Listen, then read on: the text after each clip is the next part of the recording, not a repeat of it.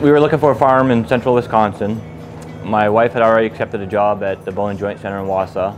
We were living in a camper at the time, so we kind of had to start narrowing our search down to a certain radius of commutable for her. We'd gone to a June dairy breakfast in Loyal. Sunday afternoon, we were just out driving around and had seen a farm for sale sign out on the county road end. We drove down the road, pulled in the driveway. It looked like a decent place. It was well taken care of at the time, and got talking to the owner, and things just kind of progressed from there, I guess. I'm a third generation dairy farmer, first generation on our own farm, just because of the way things went. But it just gets in your blood. It's something you want to do. You have a little more freedom than a 9-to-5 job, a little more decision making. The challenges that you have to overcome on your own. If something happens and I didn't show up here in the morning to feed the cows or clean up after them, nobody else is going to. If I'm not here, or my wife or son, one of us has got to be here every day.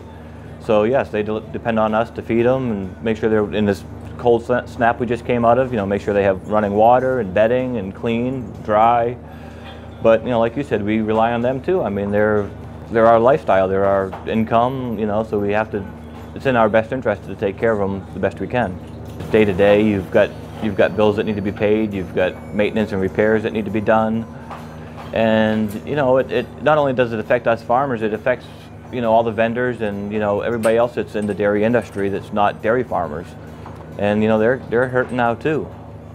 Right now, as any dairy farmers, the milk prices. For 4 years now, it used to be cycles of a down year, a couple up years, a down year. But it's essentially been 4 down years generally. There's been a few small blips up, but mostly down. And that's really creating pressure on everyone right now.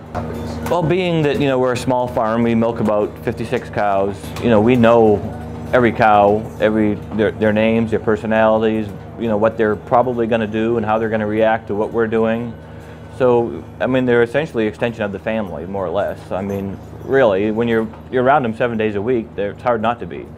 Some of them are standoffish and don't want to be, touched or petted. Some of them that's all they want. They want to be petted and scratched and, go on their way.